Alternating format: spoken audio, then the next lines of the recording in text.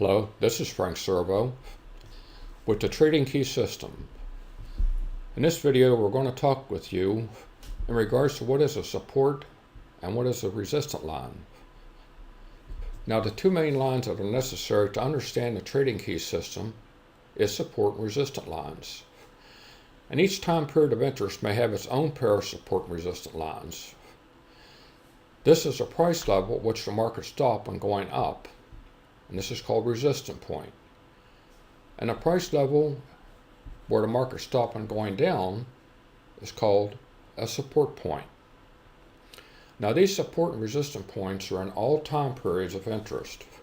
They can be in a monthly, weekly, daily, and also included in all of our intraday time periods.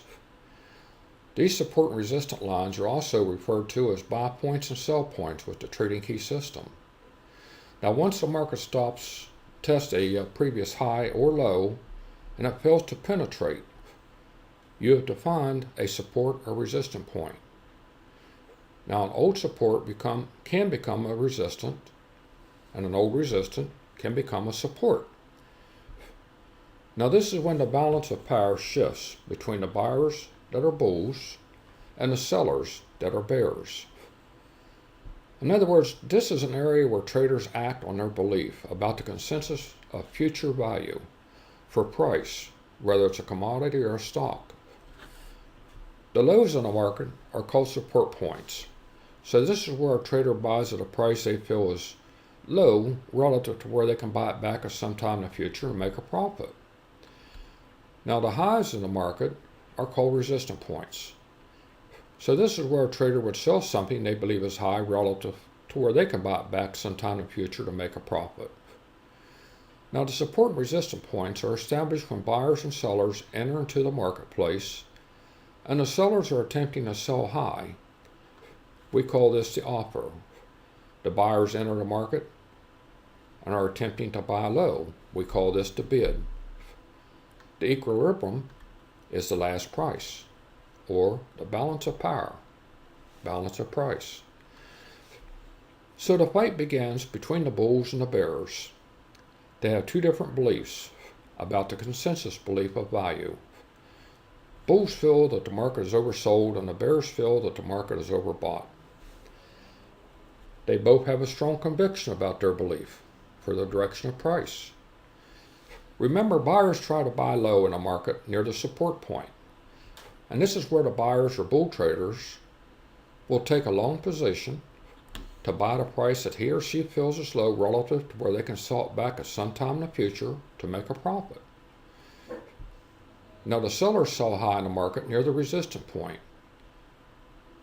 And this is where a seller or a bear trader would sell or take a short position on something they believe is high relative to where they can buy it back at some time in the future to make a profit. So hopefully you can begin to understand that resistance is opposite of support and represents a price level that failed to make a higher high, and sellers overcome the buyers. Now, when support is opposite of resistance, it represents a price level where price failed to make a lower low and buyers overcome the sellers. Now, the market offers traders opportunities. However, different traders perceive market data or information in different ways. So the market's not responsible for results that take place between two different traders, buyer or seller, because they have different beliefs. A trader needs to be informed as much as possible before making a decision to go long, short, or stand aside. And this is where you see the white zone on a chart. These are periods of indecisions. And these are periods when you're between a support and a resistance point. So your strategic decision for your choice when placing your entry and exit will be reflected in the results of your choice. So always practice what you think you know until you can master your self-confidence before risking any of your precious capital. Learn the decision-making process without the emotions of fear, greed, or trading with your ego. The market can't tell you when to get into a trade, how long to stay in, or when to get out. You must learn how to trade by placing as many odds as possible on your side and trade with a clear, sound mind to gain the self-trust when placing your order. A trader must accept full responsibility for the choice and decision-making and the results from that choice. And once you learn to accept that full responsibility when trading, you will be able to learn and make a more informed decision before placing your trades.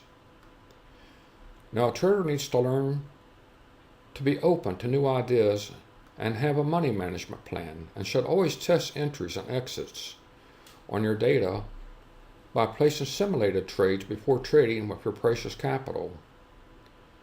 Now, the choices we made in our past is what brought us to where we are here today. And the decision you make today will be your next outcome. Now, we cannot make choices with certainty because certainty does not exist, and especially true in trading. When you trade, the important thing to do is place as many odds as possible in your favor. So when buying, with the Trading Key system, we have buy points and sell points. And the more buy points you buy above, the better the odds for success. And when in a short position, the more sell points you sell below, the better the odds for success in going short. Now, you can help put the odds in your favor by taking a large enough position that your buying or selling power is enough to move the market in your direction, which is very doubtful. Very few of us can do that. Or you can trade with the predominant force in the market. Now, the question is, how is all this possible? Now, this is a secret to successful trading. To do this, we will look at some support resistance points established by the Trading Key system and method of trading.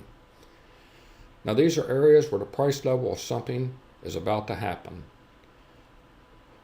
These are areas where traders may have different expectations about the value of something and determine between that buyer and the seller. So each of these lines that you see on the chart represents value. So if we're going up, enough buyers have to be able to penetrate a buy point to prove the belief of value. Now, these lines on the chart do not move. They're not a variable. They're not subject to change, and that's what a variable is. It's an objective, and the objective is to find enough buyers with buying pressure to take the market up to the next level above support. And if you're a seller, then the objective is enough selling pressure to take it below the sell point. And the more sell points we sell below, the stronger the belief. This kind of gives you an idea how the Trading Key system works with support and resistance. Now, none of us know how the next bar is going to open. The only certainty in the market is uncertainty. And the best we can do is place the statistical odds in our favor and learn a system and method that is color-coded system to help you keep trading with a predominant force. Our system is designed with a bottom zone, and when brown, you would only go short. And when blue, you would only take long positions. And the top zone on the chart is your intermediate trend. So if the bottom zone is brown, the top zone will remain brown, and you will be able to take short positions only. That's how the system is designed and set up. In the event the bottom zone is blue and the top zone is blue, the computer will only accept long positions. So this alone has helped put statistical odds in your favor for success. And each box around the price bar is your entry. We hope this has helped you to have some more insight as to what a support and resistant line is. Go to our website, tradingkeysystem.com, and subscribe to our YouTube channel. Thank you, and happy trades.